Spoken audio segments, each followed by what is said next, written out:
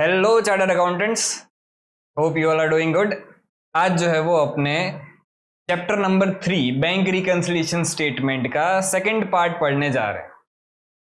Second part start करने से पहले पिछले लेक्चर में हमने क्या क्या पढ़ा था, तो पिछले लेक्चर में हमने देखा था सिंपली कि बीआरएस का कंसेप्ट क्या होता है। एकदम सिंपल कंसेप्ट होता है। 2 मिनट में अगर हम रिवाइज करें इसको, तो बीआरएस बनाते टाइम हमें सिंपली क्या ध्यान रखना है। एक होता है कैश बुक, एक होता है पासबुक। कैश बुक का डेबिट बैलेंस मतलब पासबुक का क्रेडिट बैलेंस। कैश बुक का क्रेडिट बैलेंस मतलब पासबुक का डेबिट बैलेंस। अगर कोई भी पैसा आता है बैंक अकाउंट में, तो कैश बुक में आप डेबिट करते हो और वही चीज पासबुक में क्रेडिट होती है। लॉजिक हमने डिटेल में समझ लिया था। कहीं पे भी पैसा जाता है तो कैश बुक में वो क्रेडिट होता है और वही चीज पासबुक में डेबिट होती है। तो अगर कोई भी ट्रांजैक्शन, कोई भी साइड मिसिंग है, तो हमें उनको सिर्फ क्या करवाना है, मैच करवाना है। ट्रांजैक्शन मैच करवाना है और कुछ मैच नहीं करवाना, ठीक है। अगर इतना कर लोगे तो आपका बीआरएस आराम से बन जाएगा। हमने एकदम अच्छे से सिंपल मेथड समझी थी। आज जो है वो क्वेश्चन नंबर 4 से अपने स्टार्ट करेंगे विदाउट वेस्टिंग फर्दर टाइम। तो क्वेश्चन नंबर 4, वैसे बहुत सारे क्वेश्चंस हमें करने हैं और पिछले लेक्चर में भी मैंने बोला था कि मैं होमवर्क करके आऊंगा थोड़ा सा, ताकि आपका टाइम सेव हो। पिछले लेक्चर में हमने जितने भी सम्स किए उसमें हमने क्या किया था कि हर एक चीज के लिए पर्टिकुलर्स लिख रहे थे, ताकि आपको समझ में आ जाए कि पर्टिकुलर्स किस तरह से लिखना है। अब पर्टिकुलर्स लिखना बहुत रॉकेट साइंस नहीं है, क्वेश्चन में से देख के ही सीधा छापना है। तो मैं आपका टाइम सेव हो इसलिए मैं क्या करके आया हूं, इस तरह से पर्टिकुलर्स लिख के आया हूं सिर्फ, तो उतना टाइम आपका बचेगा। हम क्या क्या लिखेंगे, तो एक तो ये स्टार्टिंग पॉइंट, एक ये एंडिंग पॉइंट क्या है, बैलेंस कौन सी साइड आएगा, और अमाउंट्स तो ऑब्वियसली सबसे इंपॉर्टेंट चीज ही अमाउंट है कि अमाउंट कौन सी साइड डालनी है आपको। तो वही चीज है जो एकदम इंपॉर्टेंट नहीं है, पर्टिकुलर्स लिखना, जो आप आराम से क्वेश्चन में से देख के छाप सकते हो। क्वेश्चन भी छाप के आ जाओगे, कोई गलत नहीं कर पाएगा। तो वो चीज अपने जो है वो टाइम सेव करेंगे उस चीज में। तो स्टार्ट करते क्वेश्चन नंबर 4 से, ठीक है। क्वेश्चन नंबर 4 क्या बोल रहा है, from the following information prepare bank reconciliation statement as at 31 December 2022 for messrs new steels limited. ठीक है। अब सबसे पहला हमारा स्टार्टिंग पॉइंट कैसा आइडेंटिफाई करना था, क्वेश्चन में जो सबसे पहले दिया गया हो, जिसका भी बैलेंस सबसे पहले दिया गया हो, वही हमारा स्टार्टिंग पॉइंट बन जाएगा। ठीक है। Bank overdraft as per cash book यहां पे आपको दिया गया है। इस बार overdraft as per cash book है, मतलब माइनस बैलेंस मतलब क्रेडिट बैलेंस 22,45,900। तो पहले तो ये लिख देते यहां पे स्टार्टिंग में,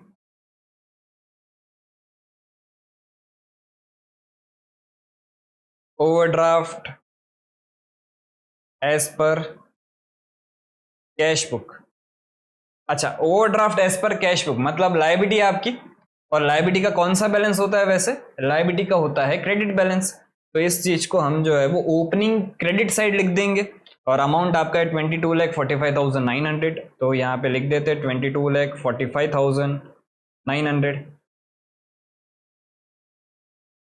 ठीक है। उसके बाद इंटरेस्ट डेबिटेड बाय बैंक, यहाँ पे वर्ड समझना क्या लिखा गया है, interest debited by bank. Bank ने इसको डेबिट किया पासबुक में on 26 December but no advice received. तो अगर मैं यहाँ पे उसके नीचे वर्किंग बनाऊं, तो एक होता है आपका कैश बुक, एक होता है आपका पासबुक। ठीक है। तो फर्स्ट ट्रांजेक्शन की अगर मैं वर्किंग नोट बनाऊं यहाँ पे, तो क्या बनेगी, इंटरेस्ट जो है वो डेबिट हुआ है थ्रू बैंक, मतलब पासबुक में वो एंट्री डेबिट हुई है कितने से, तो पासबुक में वो एंट्री डेबिट हुई है 2,78,700 से। अब पासबुक का डेबिट मतलब कैश बुक का क्रेडिट। अब इसकी एंट्री कैश बुक में कोई भी क्रेडिट एंट्री नहीं हुई है, तो जो नहीं हुआ है वो हमें कर देना है, क्रेडिट नहीं हुआ है तो क्रेडिट कर देंगे। तो 2,78,700। ठीक है। उसके बाद cheque issued before 31 December 2022 but not yet presented to the bank. आपने चेक इशू किया, मतलब आपने पेमेंट किया, उस चीज की एंट्री आपने कैश बुक में लिख दी होगी।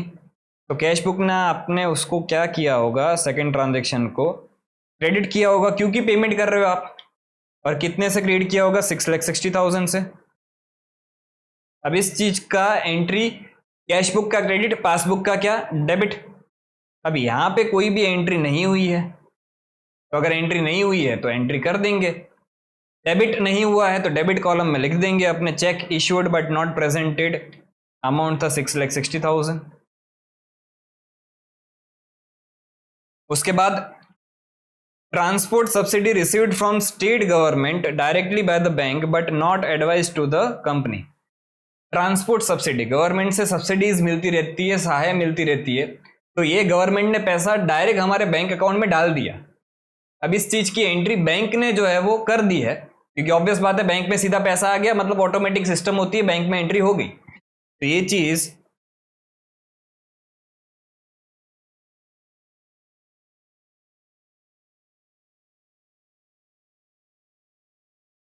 पासबुक में जो है वो क्रेडिट हुई है, क्योंकि पैसा आता है तो पासबुक में अपने क्रेडिट करते हैं 14,25,000।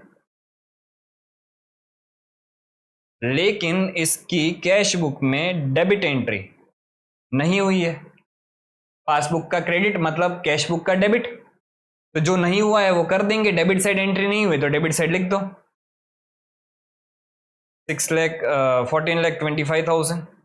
तो यहां पे मैं डेबिट साइड लिख दूंगा 14,25,000।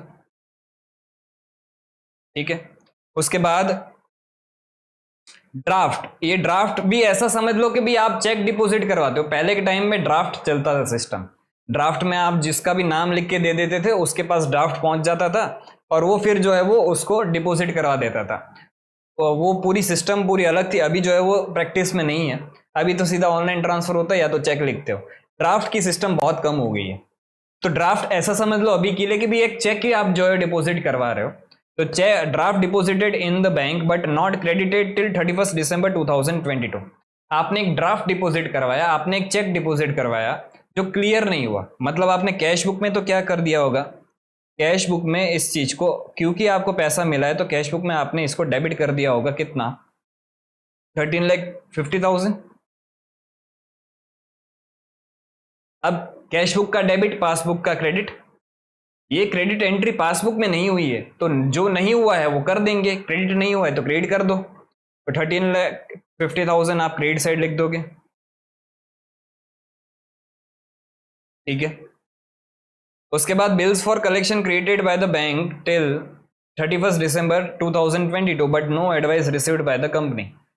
तो बिल्स फॉर कलेक्शन होता क्या है, पहले तो बिजनेसमैन जो है वो क्या करते हैं कि उनको ये बिल कलेक्शन में उसमें टाइम वेस्ट नहीं करना होता, इसलिए वो बैंक को अपने बिल जो है वो दे देते हैं कि तुम हमारे बदले हमारे बिल जो है वो कलेक्ट करके दो। तो उसको हम एक टेम्पररी अकाउंट में डाल देते हैं, time being bills for collection account में। तो ये बिल्स फॉर कलेक्शन जो है वो बैंक ने कलेक्ट कर लिया, पैसा आपके अकाउंट में आ गया, लेकिन इस चीज की एंट्री आपने कैश बुक में कुछ भी नहीं की है।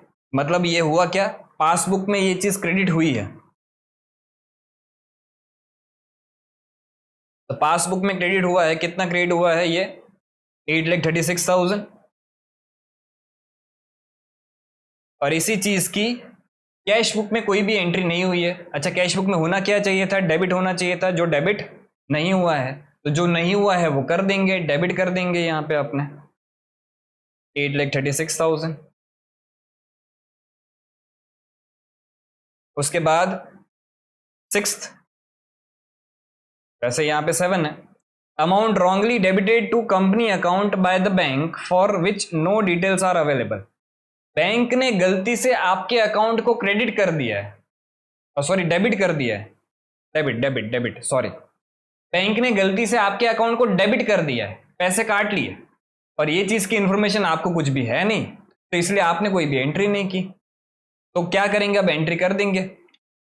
तो यहाँ पे हुआ क्या है, बैंक ने डेबिट किया है कितना, 7,40,000, और इस चीज की एंट्री कैश बुक में क्रेडिट एंट्री कोई भी नहीं हुई है, क्योंकि बैंक का डेबिट, कैश बुक का क्रेडिट। तो जो नहीं हुआ है, क्या नहीं हुआ है, क्रेडिट नहीं हुआ है, तो क्रेडिट कर देंगे 7,40,000। इतना करने के बाद हम जो है वो क्लोजिंग बैलेंस फाइंड आउट करेंगे।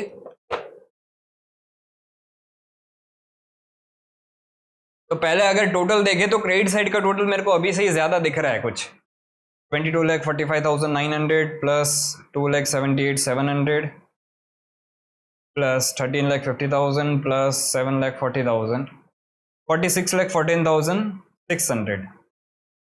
तो यहाँ पे टोटल लिख देते 46,14,600। इसको मैं माइनस करूँ तो -6,60,000 -14,25,000 -8,36,000। तो इधर आपका बैलेंस कुछ आ रहा है। तो यहाँ पे बैलेंस आ रहा है 16,93,600 16,93,600। ये आपका बैलेंस आ रहा है। ठीक है, अब इसको लिखेंगे कैसे? तो अगेन सिंपल टेक्निक, ऊपर देख लो, ऊपर क्या है? डेबिट। तो यहाँ पे ये स्टार्ट कहाँ से होगा? डेबिट बैलेंस एज पर आपका स्टार्टिंग पॉइंट क्या था? आपका स्टार्टिंग पॉइंट था कैश बुक, तो एंड कहां पे होगा? पासबुक पे। तो debit balance as per passbook. Clear? Simple. ठीक है, अब आते हैं अपने जो है वो नेक्स्ट सम पे, क्वेश्चन नंबर 5 पे। क्वेश्चन नंबर 5 क्या बोल रहे हैं देख लेते। From the following particulars prepare bank reconciliation statement as on 31 December 2022। सबसे पहले on 31 December 2022 cash book of a firm showed a balance, bank balance of ₹60,000। किसकी बात कर रहे हैं? कैश बुक की बात कर रहे हैं। तो इसका मतलब क्या, आपका स्टार्टिंग पॉइंट जो है वो क्या बन जाएगा? कैश बुक बन जाएगा। तो 60,000 आपका डेबिट बैलेंस है। ठीक है, तो यहाँ पे स्टार्टिंग पॉइंट अपने लिख देते हैं।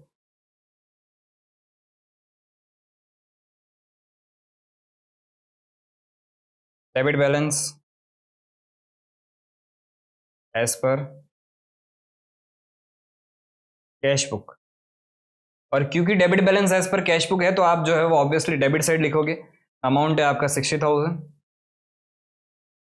ठीक है, उसके बाद checks had been issued for ₹15 lakh, out of which checks worth ₹4 lakh only were presented for the payment। तो सिंपल है, यहाँ पे कैश बुक, यहाँ पे पासबुक। सबसे पहले फर्स्ट ट्रांजेक्शन में क्या हुआ है, चेक आपने इशू किए है। अगर आप चेक इशू करते हो तो कैश बुक में आप उस चीज को क्रेडिट करते हो, तो यहाँ पे क्रेडिट। चेक आपने 15 लाख की इशू कर दी है, ठीक है, लेकिन ₹4 lakh only were presented for payment. तो पासबुक में जो एंट्री हुई है वो तो सिर्फ उतने ही चेक की होगी जितने उसके पास प्रेजेंट हुए हैं। जो उसके पास पहुंचे ही नहीं वो तो पासबुक में एंट्री होगी ही कहां से? तो पासबुक में ये जो डेबिट हुआ है वो डेबिट कितना हुआ है? सिर्फ 4 लाख का डेबिट हुआ है। अब हमें तो मैच द फॉलोइंग करना है, दोनों में से कोई भी साइड से आप पकड़ो पर मैच द फॉलोइंग करना है। तो अभी अगर मैं कैश बुक को बेस मानूं तो कैश बुक में क्रेडिट हुआ है कितना? 15 लाख। अब पासबुक में भी डेबिट 15 लाख होना चाहिए था, लेकिन डेबिट सिर्फ 4 लाख ही हुआ है। तो बाकी का डेबिट जो है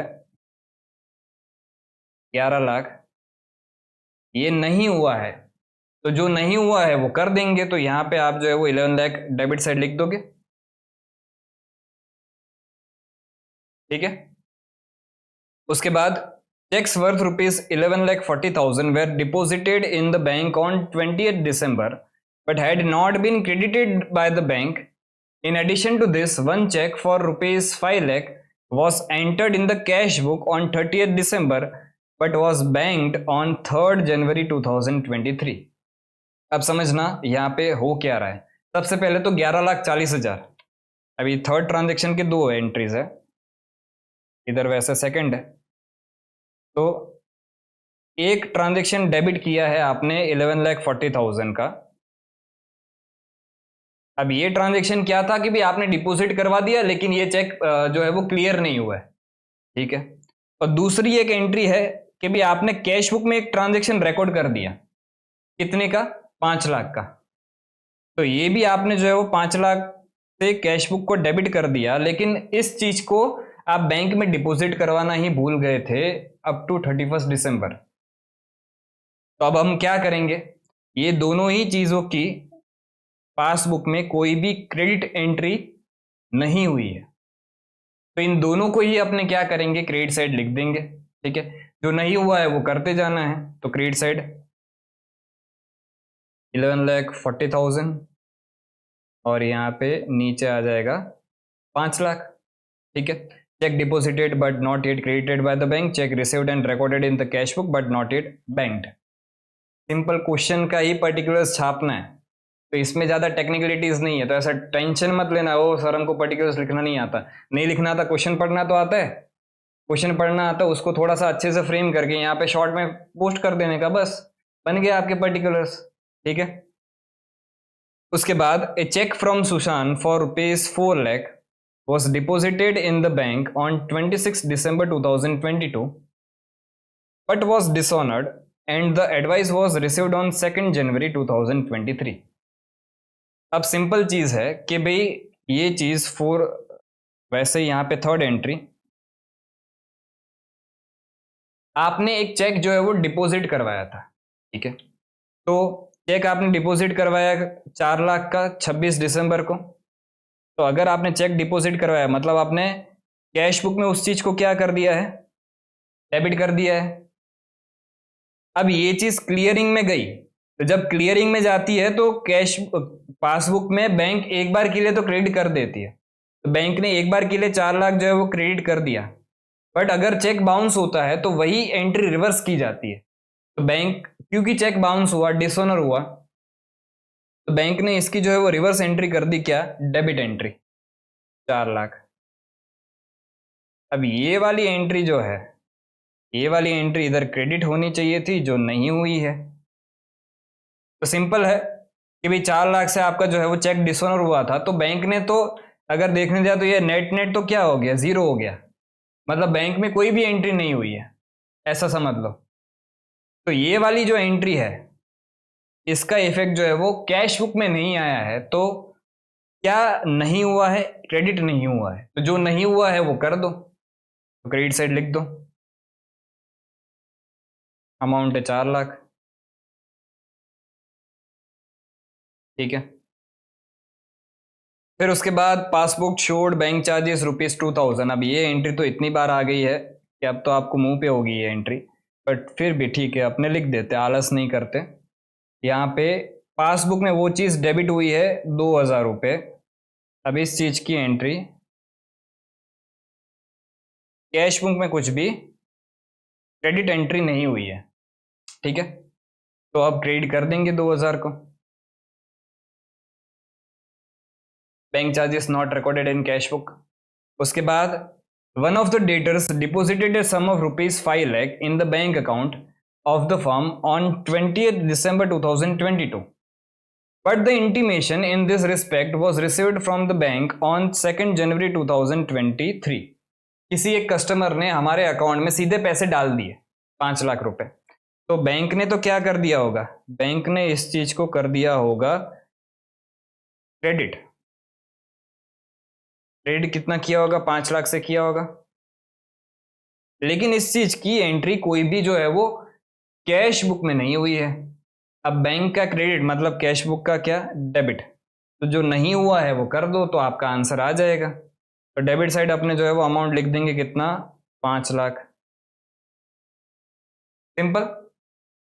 अब अगर मैं देखूं तो टोटल आपका जो है वो क्रेडिट साइड का ही ज्यादा आ रहा है, ऐसा लग रहा है मुझे। तो देख लेते हैं, 11,40,000 plus 5 lakh plus 4 lakh plus 2,000, 20,42,000,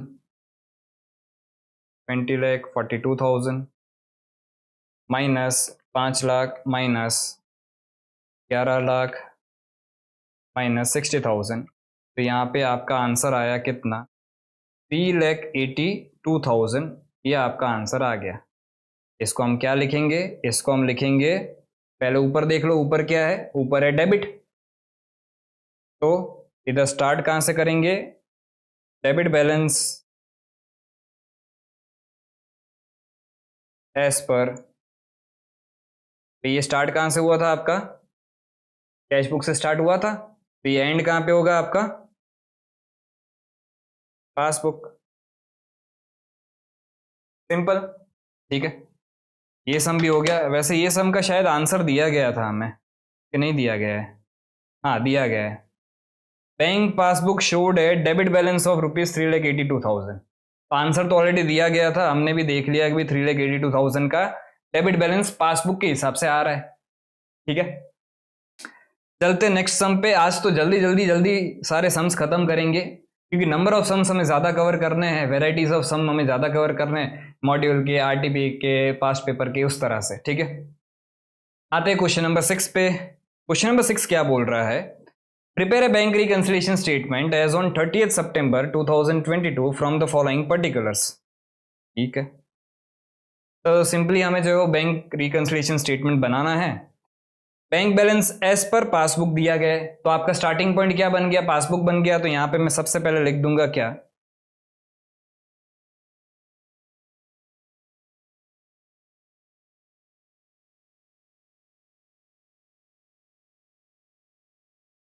ये है bank balance as per passbook. आगे डेबिट या क्रेडिट नहीं लिखा गया तो मतलब बाय डिफॉल्ट ये क्या बन जाता है, प्लस बैलेंस। अच्छा, पासबुक का प्लस बैलेंस मतलब क्रेडिट बैलेंस।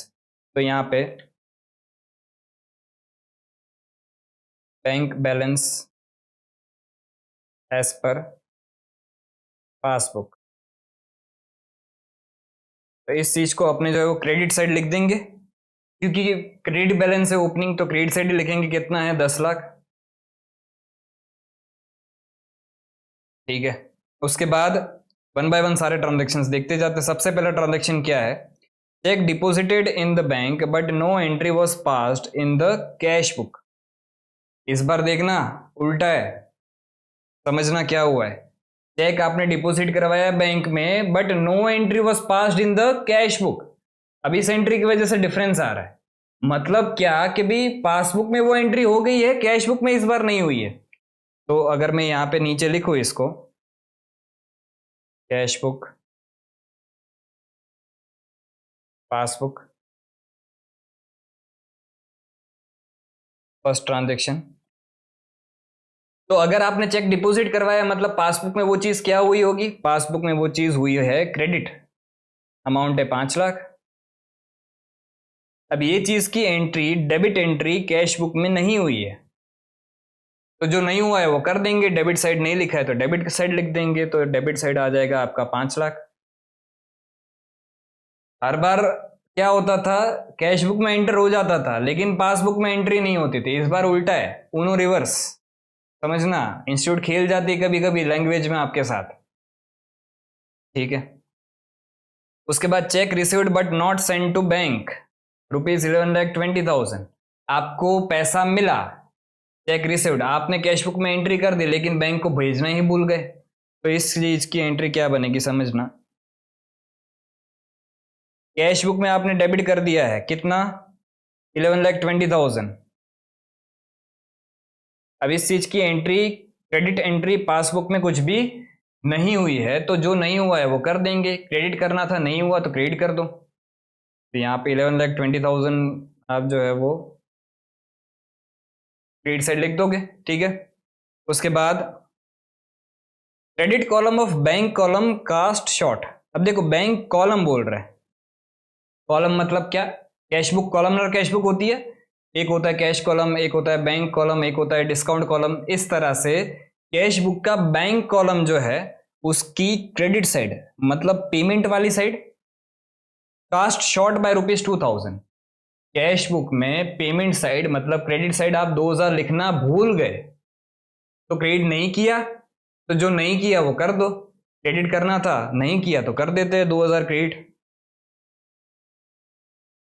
सिंपल है बेटा, एकदम सिंपल है। मैच द फॉलोइंग करना है सिर्फ, ठीक है। उसके बाद क्या है, insurance premium paid directly by the bank under the standing advice.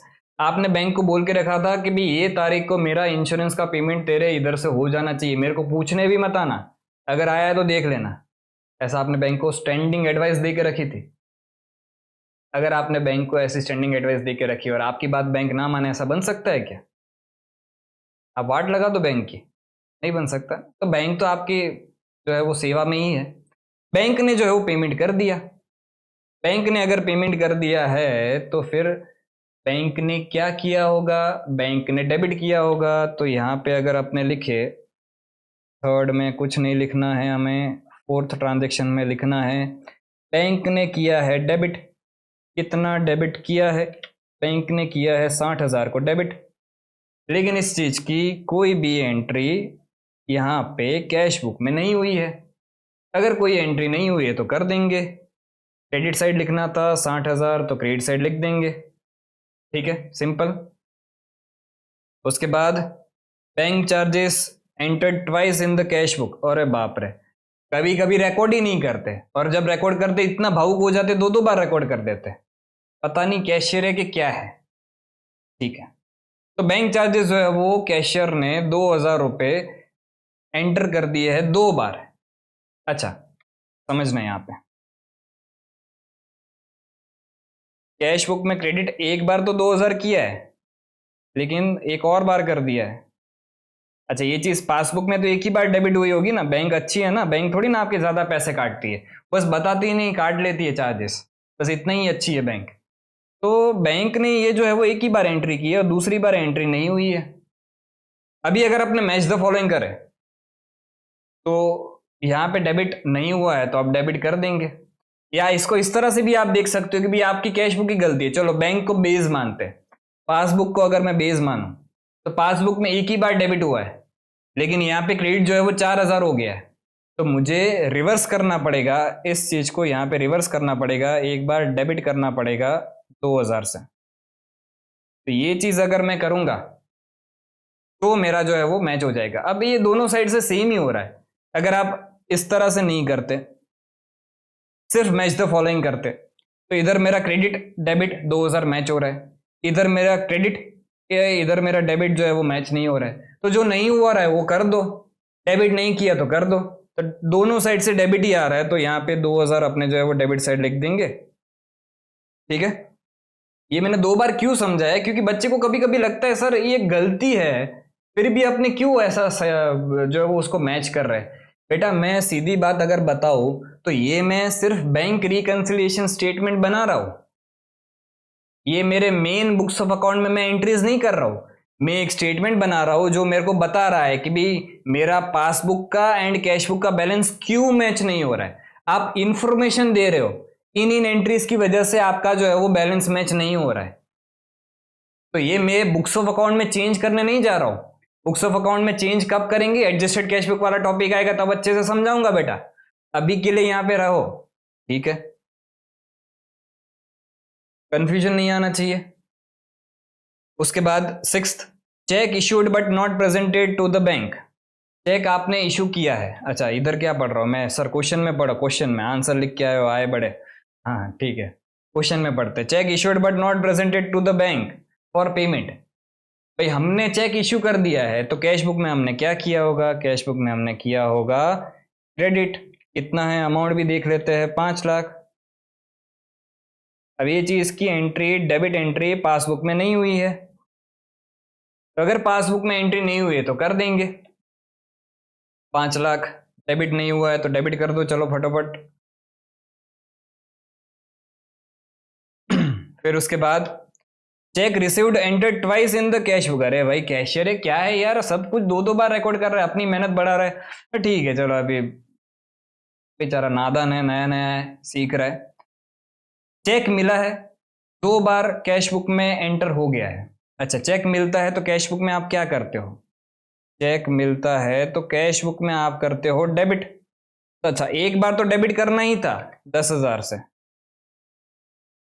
लेकिन भाई ने 2 बार डेबिट कर दिया 10,000 से।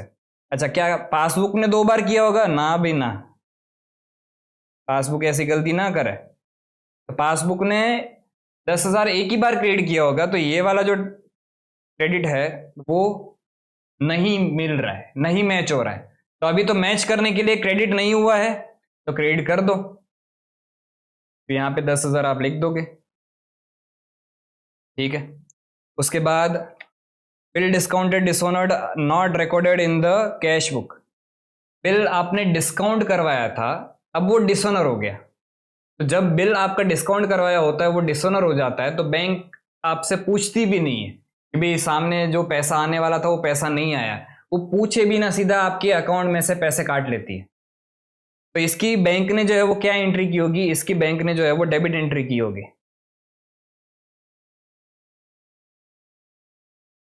तो पासबुक में ये चीज जो है वो डेबिट हुआ है, कितना, 5 लाख। अब यही चीज कैश बुक में क्रेडिट जो है वो नहीं हुआ है, तो जो नहीं हुआ है वो कर दो, क्रेडिट नहीं हुआ है तो क्रेडिट कर दो। तो यहाँ पे 5 लाख आप जो है क्रेडिट साइड लिख दोगे, सिंपल, ठीक है। अब देख लेते हैं टोटल। अभी तो देख के ऐसा ही लग रहा है क्रेडिट साइड का टोटल ज्यादा आएगा, ठीक है। तो 10 lakh plus 11,20,000 plus 2,000 plus 60,000 plus 10,000 plus 5 lakh 26,92,000 आपका टोटल आ रहा है। 26,92,000 आपका टोटल, दोनों साइड हमने लिख दिया। अब माइनस कर देंगे 5 लाख एक बार, 2,000 माइनस 5 लाख दूसरी बार। तो यहाँ पे आपका आंसर आ जाएगा कितना, यहाँ पे आंसर आ जाएगा 16,90,000।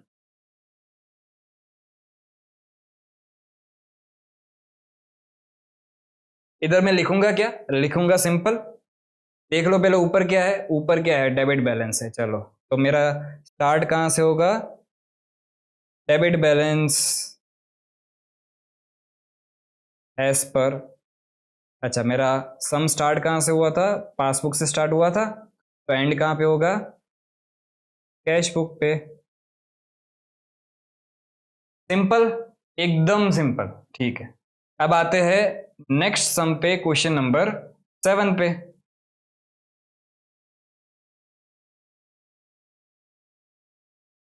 क्वेश्चन नंबर 7 क्या बोल रहा है, prepare a bank reconciliation statement from the following particulars as on 31 March 2022। Debit balance as per bank column of the cash book. Cash book से आपका सम जो है वो स्टार्ट हो रहा है 37,20,000। तो यहां पे लिख देंगे अपने debit balance as per cash book,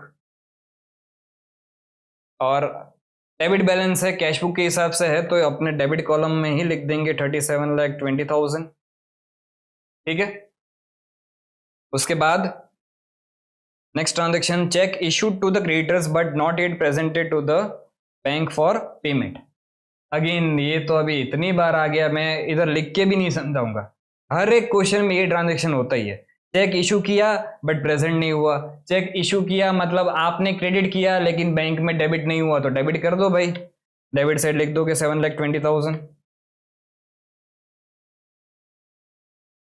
ठीक है। उसके बाद dividend received by bank but not yet entered in the cash book. पैसा मिला, बैंक ने डायरेक्ट एंट्री कर दी। बैंक ने क्या एंट्री की होगी, पैसा मिलता है तब बैंक क्रेडिट करता है, लेकिन वही चीज कैश बुक में एंटर नहीं हुई है। कैश बुक में क्या होना चाहिए, बैंक का क्रेडिट, कैश बुक का डेबिट, तो डेबिट साइड नहीं लिखा है तो लिख देंगे।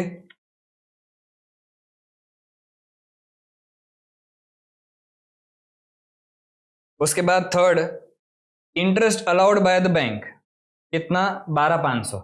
अच्छा बैंक जब इंटरेस्ट अलाउ करती है मतलब पैसा देती है हमें, देखो डिस्काउंट अलाउड मतलब क्या, हमने डिस्काउंट किसी को दिया, बैंक अगर इंटरेस्ट अलाउ कर रही है मतलब बैंक हमें पैसा दे रही है इंटरेस्ट का, तो ये बैंक स्टेटमेंट में एंट्री क्या होती है, बैंक पासबुक में इसकी एंट्री होती है क्रेडिट एंट्री, पैसा मिला है। तो 12,500 अब जो है वो पासबुक में क्रेडिट हुआ है लेकिन कैश बुक में इसकी कोई भी डेबिट एंट्री नहीं हुई है, तो जो नहीं हुआ है वो कर देंगे, तो 12,500 डेबिट कर देंगे, ठीक है। Cheque deposited into bank for collection but not collected by bank up to this date, तो सिंपल एंट्री है, चेक डिपॉजिट करवाया, कैश बुक में डेबिट हुआ, पासबुक में इसकी कोई भी एंट्री नहीं हुई, कैश बुक का डेबिट, पासबुक का क्रेडिट, क्रेडिट नहीं हुआ तो क्रेडिट साइड लिख दो 15,40,000। Cheque deposited into bank but not yet collected, ठीक है। उसके बाद बैंक चार्जेस 2000, पासबुक में ये डेबिट हुए होंगे क्योंकि पैसे कटे, पासबुक में डेबिट, कैश बुक में इसकी कोई भी एंट्री नहीं तो क्रेडिट कर देंगे 2000। ये तो सारी एंट्री रिपीट हो रही है इसलिए मैं इस पर ज़्यादा टाइम नहीं दे रहा हूँ, ठीक है, जल्दी जल्दी करते जा रहे हैं अपने। A cheque deposited into bank was dishonoured but no intimation received. ऐसा समझ लो कि भाई ये चीज की एंट्री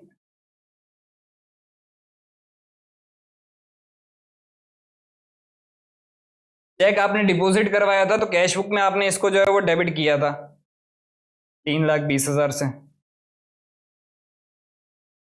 अब इस चीज को पासबुक में कुछ भी नहीं हुआ ऐसा समझ लो, क्योंकि क्लियरिंग में गया तब क्रेडिट हुआ फिर वापस डेबिट होगा क्योंकि डिसऑनर हो गया।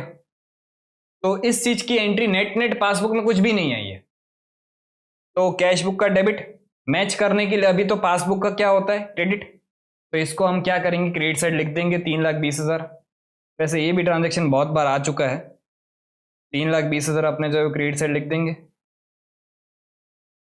ठीक है। उसके बाद house tax paid, bank paid house tax on our behalf but no information received from the bank in this connection. Bank ने हमारे बिहाफ पे हाउस टैक्स का पैसा पे कर दिया, बैंक ने पे किया मतलब पासबुक ने बैंक ने इसको क्या किया है डेबिट कर दिया है। अब इस चीज की कोई भी एंट्री कैश बुक में नहीं हुई है, पासबुक का डेबिट कैश बुक का क्रेडिट, तो इसको क्रेडिट साइड लिख देंगे 3,50,000। ये होने के बाद अगर हम टैली करें तो आपका आंसर आ जाएगा 37,20,000 प्लस 7,20,000 प्लस 5 लाख प्लस 12,500, तो इधर टोटल बनता है आपका 49,52,500, 49,52,500 माइनस 3,50,000 माइनस 3,20,000 माइनस 2,000 माइनस 15,40,000, तो इधर आपका बैलेंस बचेगा कितना, बैलेंस बचेगा 27,40,500। ये आपका बैलेंस जो है वो यहाँ पे बचेगा। क्लियर? इसको मैं लिखूंगा क्या, इसको मैं लिखूंगा, ऊपर देख लो क्या है, ऊपर है क्रेडिट, तो स्टार्ट कहां से करूंगा,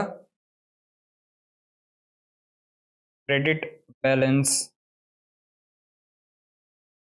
एज पर, स्टार्ट कहां से हुआ था सम हमारा, कैश बुक से स्टार्ट हुआ था, तो यहाँ पे एंड किस पे होगा, पासबुक।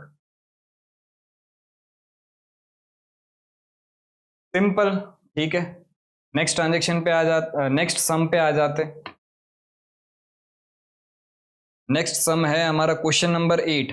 ये सारे एसएम जो लिखा गया है वो सारे स्टडी मटेरियल के क्वेश्चन है। मैं वैसे रेफरेंस भी देता रहता हूँ नीचे, तो रेफरेंस देख लेने का अगर आपको कोई पर्टिकुलर सम देखना हो तो, ठीक है। अब क्वेश्चन नंबर 8 क्या बोल रहा है, prepare bank reconciliation statement from the following particulars on 31 March and how the balance as per cash book, and how नहीं होगा ये शो होगा, show the balance as per cash book, ठीक है। अब सबसे पहले overdraft as per passbook on March 31, 2022 is ₹3 lakh. पासबुक के हिसाब से ओवरड्राफ्ट, पासबुक का माइनस बैलेंस, पासबुक का डेबिट बैलेंस, तो कौन से कॉलम में लिखूंगा मैं, डेबिट कॉलम में लिखूंगा 3 लाख।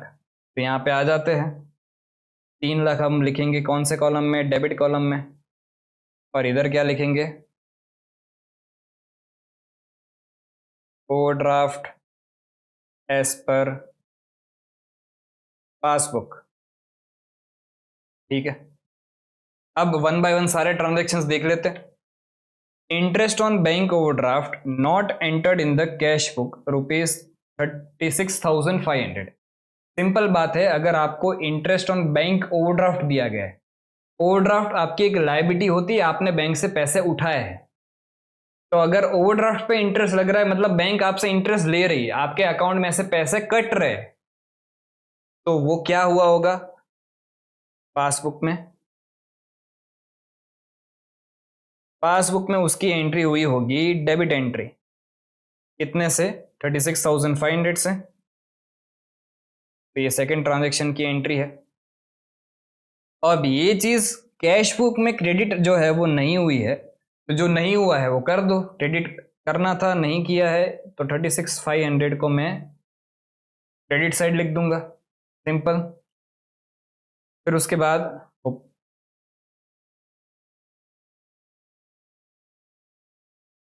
क्या हो गया, ठीक है। उसके बाद insurance premium of 17,950 was due and paid by bank but same has not been accounted in the books।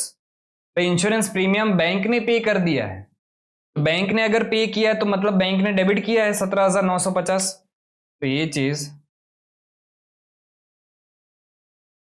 Bank ने डेबिट कर दी है 17,950। अब इस चीज की एंट्री कैश बुक में कोई भी क्रेडिट एंट्री नहीं हुई है, तो जो नहीं हुआ है वो कर दो, क्रेडिट नहीं हुआ तो क्रेडिट कर दो 17,950। Insurance premium paid by bank. उसके बाद चेक्स ड्रॉन, अच्छा चेक ड्रॉन मतलब आप चेक ड्रॉ कर रहे हो, मतलब आप चेक इश्यू कर रहे हो, मतलब आप पेमेंट कर रहे हो। तो cheque drawn in the last week of March but not clear till date ₹13,000 and ₹23,500। दो चेक थे आपके जो आपने इशू मार्च में कर दिए थे लेकिन 31 मार्च तक क्लियर नहीं हुए, तो ये check issued but not presented वाला केस हो गया। अब इसको तो डिस्कस क्या ही करे, इतनी हर एक सम में आता है। तो 13,000 प्लस 23,500, तो ये बन गया कितना, 23,500 प्लस 13,000, ये बन गया आपका 36,500। 36,500 का आपका चेक ड्रॉन था, चेक इशूड था, जो बैंक ने कोई भी एंट्री नहीं की है। अच्छा कैश बुक में आपने क्रेडिट किया, बैंक में डेबिट होना चाहिए था, नहीं हुआ है तो डेबिट कर दो 36,500, ठीक है। उसके बाद cheque deposited into bank on February 22, 2022 but yet to be credited on dated March 31, 2022। Again ये cheque deposited but not cleared वाला केस है। तो कैश बुक में आपने डेबिट कर दिया, पासबुक में उसकी कोई भी एंट्री नहीं आई है, कैश बुक का डेबिट पासबुक का क्रेडिट, तो क्रेडिट नहीं हुआ है तो क्रेडिट कर देंगे अपने 56,000। तो क्रेडिट कॉलम में लिख दिया मैंने 56,000। उसके बाद amount of ₹20,500 is wrongly debited bye the bank. Wrong है, मैं मानता हूं रॉन्ग है, पर ये मैं क्या बुक्स ऑफ अकाउंट बना रहा हूं क्या, नहीं, मैं तो सिर्फ एक स्टेटमेंट बना रहा हूं जिसमें मुझे सिर्फ बताना है कौन सी एंट्रीज की वजह से डिफरेंस आ रहा है। तो हमें सारी ही एंट्रीज यहां पे कंसीडर करनी पड़ेगी irrespective of whether it is right और रॉन्ग। तो 20,500 बैंक ने डेबिट किया है, मैच करने के लिए बैंक का डेबिट पासबुक का क्रेडिट, सॉरी बैंक का डेबिट कैश बुक का क्रेडिट, ठीक है। तो 20,500 आप जो है वो क्रेडिट साइड लिख दोगे। फ्लो में कभी कभी हो जाता है पर इधर लिखने में एकदम सही होगा। तो क्या स्पीड में बोलते तो कभी कभी पासबुक की जगह पे कैश बुक निकल जाता है, तो इतना थोड़ा बहुत एडजस्ट कर लेने का, बट फिर तुरंत रियलाइजेशन भी हो जाता है, सेल्फ रियलाइजेशन, ठीक है। ओके नेक्स्ट पे आते। Interest on investment ₹83,800 collected and credited by bank but the same has not been entered in the cash book. Bank ने पैसा कलेक्ट कर लिया, पैसा बैंक में आया, बैंक ने क्या किया, क्रेडिट किया, वही चीज कैश बुक में कोई भी एंट्री नहीं हुई है। बैंक का क्रेडिट, कैश बुक का डेबिट, तो डेबिट साइड लिख देंगे 83,800। Interest collected on investment directly credited by bank. अब देख लेते कौन सी साइड बैलेंस आ रहा है, तो अभी देख के तो यही लग रहा है कि क्रेडिट साइड ही आएगा, तो डेबिट साइड का टोटल कर लेते हैं 36,500 प्लस 83,800, तो ये आ गया 4,20,300 माइनस 30,500 माइनस 56,000 माइनस 17,950 माइनस 36,500, तो यहाँ पे आ जाएगा 289,350। और क्या लिखूंगा मैं इसको, ऊपर देख लूंगा क्या है, क्रेडिट है, तो यहाँ पे लिख दूंगा क्या, क्रेडिट बैलेंस एज पर। अच्छा इधर देख लो क्या है, इधर क्या स्टार्ट कहाँ से हुआ था, पासबुक से स्टार्ट हुआ था, तो एंड कहाँ पे होगा, as per cash book. Clear? Simple है, एकदम ही सिंपल है। ठीक है, तो ये हमने किया क्वेश्चन नंबर 8। अब जो है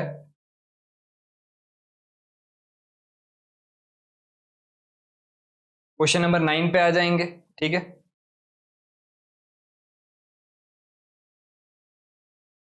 क्वेश्चन नंबर 9 वैसे देखने जाए तो बहुत ही अच्छा क्वेश्चन है, तो इसको ध्यान से अच्छे से पूरा समझ के करेंगे। ठीक है, क्वेश्चन नंबर 9 अच्छे से ध्यान से समझ लेना। When Nikki and company received a bank statement showing a favorable balance of rupees 10,39,200 for the period ended on 30th June 2022, this does not agree with the balance in the cash book. Bank statement मतलब क्या? Passbook. तो passbook के हिसाब से आपका balance जो है वो दिख रहा है 10,39,200 फेवरेबल बैलेंस। फेवरेबल बैलेंस मतलब क्या था, हमने समझा था पासबुक के हिसाब से अगर फेवरेबल बैलेंस है मतलब क्या, क्रेडिट बैलेंस है इस पर passbook. An examination of the cash book and bank statement disclose the following. तो हमारा स्टार्टिंग पॉइंट तो क्या हो जाएगा, credit balance as per passbook. ठीक है,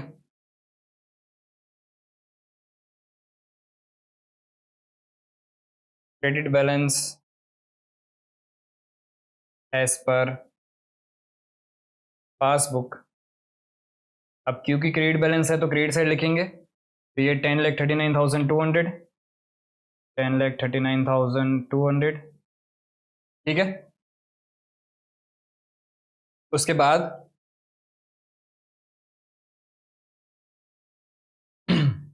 first, a deposit of rupees 3,09,200 paid on 29 June had not been credited by the bank until 1st July 2022। वैसे ही transaction simple है, हर एक सम में आ गया है पर फिर भी समझ लेते हैं। आपने एक डिपॉजिट करवाया 3,09,200 का, यहां पे कैश बुक एंड पासबुक। थोड़ी सी आज जगह मेरे को ये वाले सम में ज्यादा चाहिएगी तो मैं इसके दो सेक्शन कर देता हूं। ठीक है, इधर भी लिख देते हैं कैश बुक एंड पासबुक। ठीक है, सबसे पहला ट्रांजेक्शन, आपने अगर चेक डिपॉजिट करवाया है तो आपने तो कैश बुक में इसको क्या किया है, कैश बुक में इसको डेबिट कर दिया है। कितना है, 3,09,200। लेकिन इस चीज की पासबुक में कोई भी क्रेडिट एंट्री नहीं हुई है, तो अब एंट्री कर देंगे, जो नहीं हुआ है वो कर देंगे। 3,09,200 क्रेडिट साइड आपने लिख देंगे, deposited with bank but not credited. ठीक है, उसके बाद on 30th March 2022 the company had entered into hire purchase agreement to pay by bank order a sum of rupees 3 lakh on the 10th of each month commencing from April 2022। no entries had been made in the cash book। सबसे पहले ये समझ लो कि भी हम ये जो statement बना रहे वो एज ऑन विच डेट बना रहे, 30th जून 2022 बना रहे। ठीक है, तो इस दिन का हम स्टेटमेंट बना रहे। ओके, पहले तो हायर परचेस एग्रीमेंट होता क्या है, अगर मैं शॉर्ट में बताऊं तो आप अगर कोई भी बाइक या एक्टिवा अगर ईएमआई पे लेने गए होंगे तो आपको पता होगा कि ये जो आप ट्रांजेक्शन करके आते हो, बाइक या एक्टिवा आप जो ईएमआई पे लेके आते हो, वो आप ट्रांजेक्शन जो कर रहे हो, एंटर कर रहे हो, वो हायर परचेस एग्रीमेंट ही एंटर कर रहे हो। हायर परचेस एग्रीमेंट में क्या होता है कि भी अगर आपने कोई भी असेट खरीदा सामने वाले वेंडर से, तो जब तक आप उसका आखिरी इंस्टॉलमेंट पे नहीं करते तब तक आपके पास ओनरशिप नहीं आती। और अगर कोई भी इंस्टॉलमेंट में अगर आपने डिफॉल्ट किया तो वेंडर के पास पूरा पूरा राइट है, जो आपको बेच रहा है उसके पास पूरा पूरा राइट है कि वो आपसे जो है वो गुड्स वापस ले ले, और जो पैसे आपने कुछ इंस्टॉलमेंट के पे किए हैं वो आपको वापस भी नहीं देगा। और वो ऐसा मान लिया जाएगा कि भी असेट आपने हायर पे ली थी, हायर मतलब भाड़े पे लेना, और उसका आपने भाड़ा पे किया है। ये होता है हायर परचेस एग्रीमेंट। ठीक है, हमें उससे खास एज सच मतलब नहीं है, मेरे सिर्फ मतलब समझा दिया। तो हायर परचेस एग्रीमेंट आपने एंटर किया था, एंटर कब किया था, एंटर किया था आपने 30 मार्च को, 30 मार्च को ये एग्रीमेंट एंटर किया। आपने क्या एग्रीमेंट एंटर किया? आपने बैंक को बोला कि भाई हमारे अकाउंट से इंस्टॉलमेंट के 3 लाख रुपए हर महीने की 10 तारीख को, हर महीने की 10th ऑफ ईच मंथ जो है वो हमारे अकाउंट से 3 लाख रुपए कट जाने चाहिए। बैंक ने बोला ठीक है। और ये स्टार्ट कब होगा आपका इंस्टॉलमेंट कटना? तो ये स्टार्ट होगा आपका अप्रैल से। अच्छा, तो अप्रैल से अगर मैं 30 जून तक देखूं तो कितने इंस्टॉलमेंट कटे होंगे? तो समझने यहां पे सेकंड, एक तो आपका जो है ये सारी एंट्रीज जो है वो डेबिट हुई होगी, क्योंकि पैसे कटे तो बैंक में तो डेबिट होगा। तो सबसे पहला 10 अप्रैल, 10 अप्रैल को 3 लाख रुपए कटे होंगे।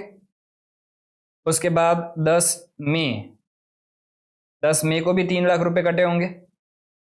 उसके बाद 10 जून, 10 जून को भी 3 लाख रुपए कटे होंगे। अच्छा, उसके बाद 10 जुलाई। अच्छा, क्या जुलाई तक बना रहे? नहीं, हम तो 30 जून तक का ही बीआरएस बना रहे। तो जब आपने एग्रीमेंट किया तब से लेके अभी तक जो है वो कितना पैसा बैंक ने पे कर दिया है इंस्टॉलमेंट के रूप पे? तो टोटल 9 लाख बैंक ने जो है वो डेबिट किया है। अब ये चीज जो है इसकी कैश बुक में कोई भी एंट्री जो है वो क्रेडिट एंट्री नहीं हुई है। तो ये जो 9 लाख रुपए आपके गए, ये 9 लाख रुपए का आपने जो पेमेंट किया, इसका कैश बुक में कोई भी एंट्री नहीं हुई है। हमें तो सिंपल क्या करना है, जो नहीं हुआ है वो कर दो, क्रेडिट नहीं हुआ है तो क्रेडिट कर दो। तो यहाँ पे 9 लाख अपने जो है वो क्रेडिट साइड लिख देंगे, सिंपल। उसके बाद a customer of the firm who received a cash discount rupees of 4% on his account of rupees 4 lakh paid the firm a check on 12th June. The cashier erroneously entered the gross amount in the bank column of the cash book. आपका एक customer था जिसके पास से आपको 4 लाख रुपए लेने थे। आपने उसको बोला पूरे पूरे 4 लाख मत दे, कुछ 4% जो है वो डिस्काउंट मैं तेरे को देता हूं। डिस्काउंट अलाउ आपने किया 4% का, 4 लाख पे 4% बनता है 16,000। तो सीधी बात है, कस्टमर बुद्धू तो है नहीं, बुद्धू तो हमारा कैशियर है। ठीक है, कस्टमर ने जो है वो हमें ऑब्वियस बात है डिस्काउंट माइनस करने के बाद ही पैसे दिए होंगे। तो 4 लाख में से 16,000 अगर मैं माइनस करूं तो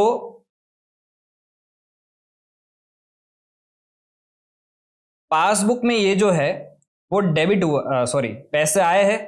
तो पासबुक में ये एंट्री क्या हुई होगी? क्रेडिट हुई होगी। पासबुक में कितनी क्रेडिट हुई होगी आफ्टर डिडक्टिंग डिस्काउंट? मतलब 16,000 अगर मैं माइनस करूं तो यहां पे बचता है कितना? 3,84,000। लेकिन कैशियर ने जो है वो कितना हमारे कैश बुक में एंटर कर दिया है? पूरा पूरा 4 लाख उसने एंटर कर दिया है। अब कोई भी साइड बेस मान के आप कर सकते हो, मैं अभी कैश बुक को बेस मानता हूं। मुझे मैच द फॉलोइंग करना है, कैश बुक को बेस मान लिया, कैश बुक में डेबिट हुआ है 4 लाख, तो मुझे भी क्रेडिट करना पड़ेगा क्या पासबुक में 4 लाख। तो और जो है वो क्रेडिट मेरा 16,000 नहीं हुआ है मैच करने के लिए। तो ये जो 16,000 नहीं हुआ है इसको कर देंगे। तो क्रेडिट साइड आप 16,000 लिख दोगे। इधर क्या लिखोगे? Discount allowed wrongly entered in the bank column in the cash book. Question ही छापना है बस। फिर उसके बाद क्या हो जाता? सच में भूत है, कुछ तो है। रूम में अकेला हूं, मैं रिकॉर्ड कर रहा हूं और ऐसे चीजें होती रहती है तो और भी डर लग जाता है। ठीक है।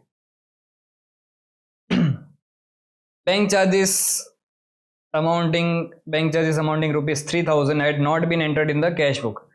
पासबुक में डेबिट हो गए हैं बैंक चार्जेस, कैश बुक में क्रेडिट नहीं हुआ है तो क्रेडिट नहीं हुआ तो क्रेडिट कर देंगे, 3,000 क्रेडिट से लिख देंगे, क्योंकि ये एंट्री हर एक सम में आती है तो बार बार डिस्कस नहीं कर रहे डिटेल में। On 20th June, a customer of the company directly deposited the amount in the bank rupees 4 lakh, but no entry had been made in the cash book. Customer ने डायरेक्ट हमारे account में पैसे डाल दिए, customer ने direct deposit करवाया, passbook में वो चीज क्रेडिट हुई। अब वो चीज कैश बुक में क्या होनी चाहिए थी, डेबिट होनी चाहिए थी, नहीं हुई है तो कर दो। तो 4 लाख को अपने डेबिट कर देंगे। चलो एक तो एंट्री आई डेबिट की। तब से कब से क्रेडिट क्रेडिट क्रेडिट ही चल रहा था। 11,200 paid into bank. Paid into bank मतलब डिपॉजिट करवाना। Had been entered twice in the cash book. भाई भाई, कैशियर सच में पागल है। 11,200 का आपने एक जो है वो डिपॉजिट करवाया था। ये एंट्री नंबर है 6th, तो इसको मैं 6th को यहां पे लिखता हूं। कैश बुक में आपने डेबिट किया होगा 11,200। भाई एक बार तो डेबिट किया है, लेकिन 2 बार कर दिया कैशियर ने। अब ये चीज पासबुक में तो गलती नहीं हुई होगी ना, तो पासबुक में तो एक ही बार क्रेडिट हुआ है, और ये वाला जो है, ये वाला क्रेडिट जो है वो पासबुक में नहीं हुआ है। अभी तो हमें मैच द फॉलोइंग करनी है, बुक्स ऑफ अकाउंट चेंज नहीं कर रहे अपने। तो इधर डेबिट हुआ है, इधर क्रेडिट नहीं हुआ है। जो नहीं हुआ है वो कर दो। तो क्रेडिट कर देंगे यहाँ पे अपने 11,200। ठीक है। उसके बाद ये एंट्री मस्त है। A debit of rupees 11 lakh appeared in the bank statement for an unpaid check which had been returned marked out of date.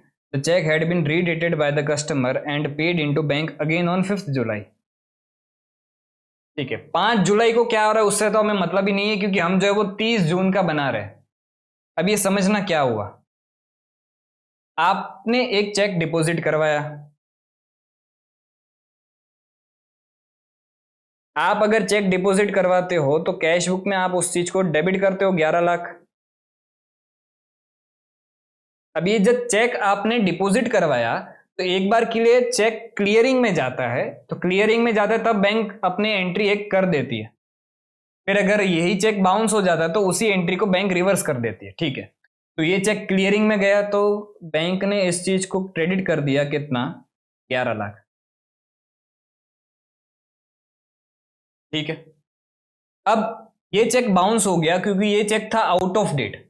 अब समझना आउट ऑफ डेट क्या होता है।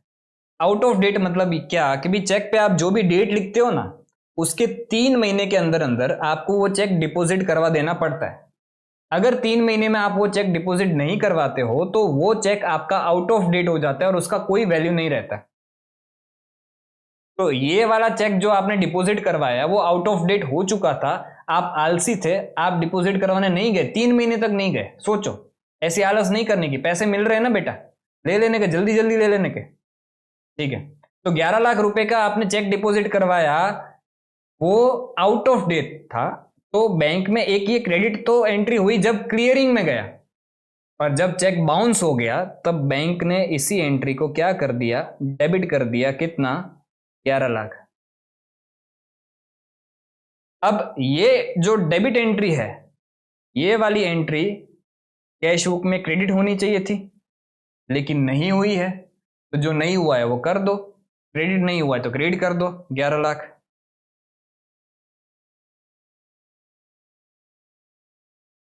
क्या बात है, मोस्टली सारी एंट्री आपकी क्रेडिट साइड ही आ रही है, तो ऑब्वियस बात है टोटल भी उधर ही आएगा। 10,39,200 plus 3,09,200 plus 9 lakh plus 16,000 plus 3,000 plus 11,200 plus 11 lakh minus 4 lakh. तो यहाँ पे आपका बैलेंस आ रहा है 29,78,600। ऊपर देख लो क्या है, ऊपर है डेबिट, तो यहाँ पे लिखोगे क्या, डेबिट बैलेंस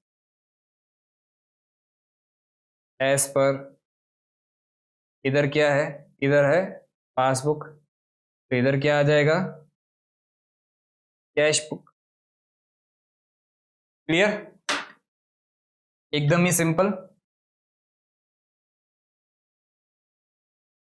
तो ये आपका खत्म होता है क्वेश्चन नंबर 9। ठीक है, क्वेश्चन नंबर 10 वैसे बड़ा सम है, और ऑलरेडी हमने आज जो है वो 4 5 6 7 8 9 हमने ऑलरेडी जो है वो 6 सम्स कर लिए, तो इनफ है आज के लिए। तो आज का लेक्चर यहाँ पे ही खत्म करते, बाकी के इसी तरह के क्वेश्चंस है वो अपने नेक्स्ट लेक्चर में कवर करेंगे। और आई होप के ये जो बेसिक बीआरएस वाले क्वेश्चंस है वो नेक्स्ट लेक्चर में समझो ना आप, क्वेश्चन नंबर 16 तक है। नेक्स्ट लेक्चर में अपने बेसिक बीआरएस वाले क्वेश्चंस खत्म कर देंगे और उसके बाद जो है वो एडजस्टेड कैशबुक स्टार्ट करेंगे। क्लियर? तो आज के लिए जो है वो अपने इतना ही रखते हैं। ठीक है, थैंक यू।